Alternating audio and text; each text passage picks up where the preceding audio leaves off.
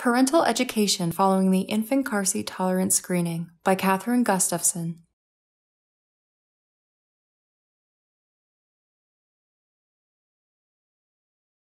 Recommend that parents have the car seat base installed by a certified child passenger safety technician.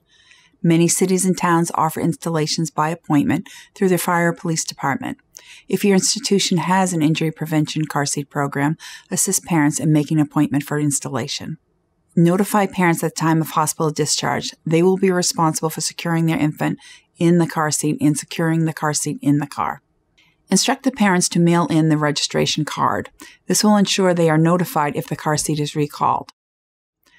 Check that the parent has access to the car seat instructions. Instructions are often located in a compartment on the car seat. If the instructions are missing, assist the parents to print instructions that are available online. Encourage the parents to keep the instructions with the car seat at all times. Institution-based educational materials should be developed according to the American Academy of Pediatrics recommendations. Check with your institutional policies and procedures regarding standard instructions for parents upon discharge.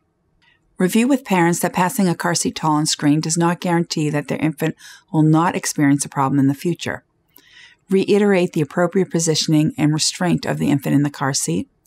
Provide the parents with the correct written instructions and materials. Written education materials to review with parents may include guidelines for using car seats safely, a copy of the American Academy of Pediatrics car seat checkup, and travel instructions for at-risk populations such as traveling with a baby with special healthcare needs.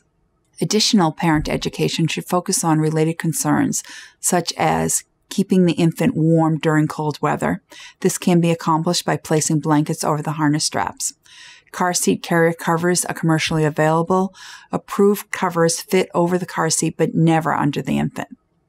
Infants traveling in their car seats are positioned in the back seat facing the rear of the car. During travel, the infant should always be supervised by an adult passenger who is traveling in the back seat with the infant.